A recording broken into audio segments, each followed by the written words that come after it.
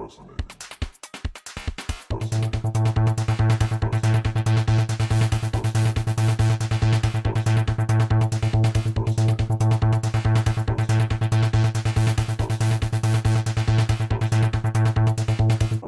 everybody, this is Dr. Mars with another advanced Minecraft command block programming tutorial. Today we're going to talk about if, else, and then clause statements using command blocks. So let's get into it. Behind me you'll see here a chain of command blocks that are testing the value in an armor stand called main power. It's behind me, but it really doesn't matter. It can be any armor stand you want, as long as you can identify it, and it's in a scoreboard called global power settings.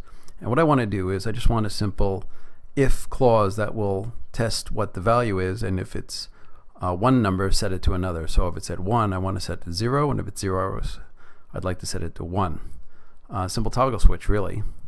And I can do that here using a if statement that's built with 4 blocks.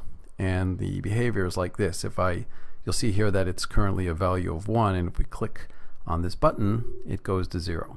And using the same button again, we'll click on it and see that it becomes 1.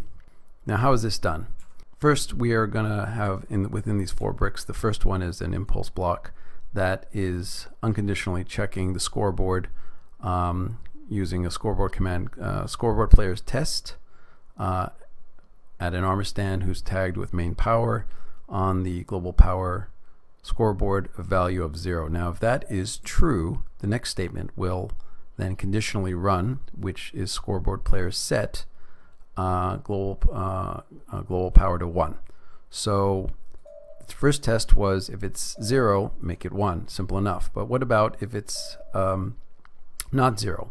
So to handle that and complete the full functionality of an if statement, we now test using test for block at the original block location. In this case is 167.2-5, command block in the 5 direction, which is pointing towards the east, success count 0.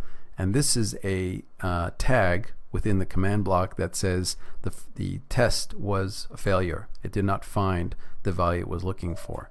So we were looking here for a value of 0. If the success count is 0, that means it was something else, probably a 1. And in that case, this command block will fire off and affect this one, which is conditional, which is scoreboard player set now to 0. So by doing this simple chain of 4 blocks, you get a toggle. For the most part, it's a Minecraft command block version of if, else, then do something. Very simple, on and off. Very useful within Minecraft if you want to make a simple device or any kind of capability that's based on a single binary type logic.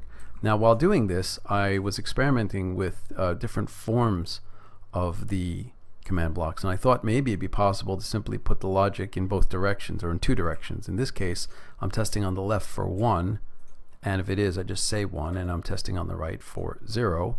And if it is, I say 0. Now in this case, you'll see that the value is 1. So if we place a redstone block here, it says 1. It found 1. If I go back and I toggle the value to be 0 using the first set, now that value is 0. If we do it again, you'll get 0.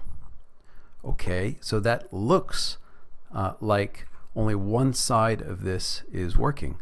And this is maybe a little more natural for humans to look at, I thought, being that, left side is doing the checking for 1 and the right side is checking for 0.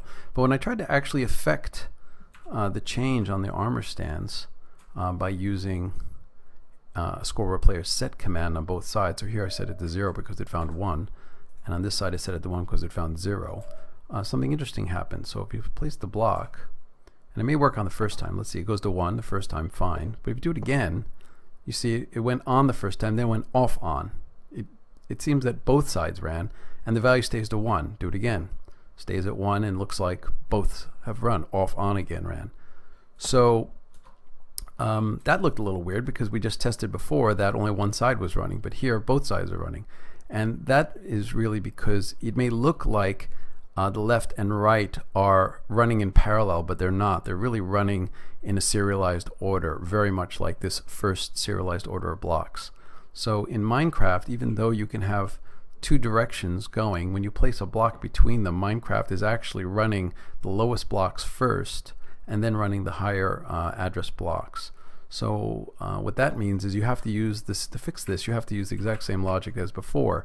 And since the left side is actually running first, this check for 1, you have to check the result here on the right side. The test4 block -2 is pointing to see whether this block here on the left was successful or not. So it's actually no different than that first set of 4 blocks that we saw. It just looks like it's 2 different directions. And this can be a little bit confusing, I think, especially when you have other cases where you might be going a different direction. And of course, the order in this case is, I think, the negative x, the negative z's are running first. So this one's going to go first, testing for 0. Therefore, we have to check here and see if we have a successful count of 0, and then do these blocks here towards the south direction, or the positive z, as we call it. So something to bear in mind. Now, finally, if you're interested in doing not just a simple if, else, then, you can still do nested elses. In other words, an if, else, and if not that, then else, and another else. And the way I figured out to do that is to start off with a simple check like before with a testing for 0. But here, what we're going to do is not going to affect a change. We're just going to use a block data at 5, which is 5 in the positive x direction, which is 1, 2, 3, 1. 1, 2, 3, 4, 5. That's this block here on the end. This is where the value is going to go. The command is going to be put. So using the block data command of 5, we set the command to be the final change we want. In this case, I want it to be 99. Then we do another unconditional test. Very important. These are unconditional tests. They can't be related to the previous block, but we test the scoreboard again for the 99 value. If that's true, we're going to set it to the block at the end of 1 with that command.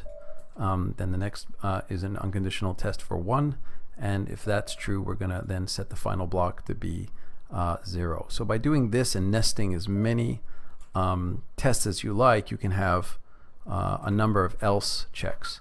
And in this case, I've got 3 of them. So I've got a toggle from 1 to 0, a toggle from 0 to 99, and a toggle from 99 to 1.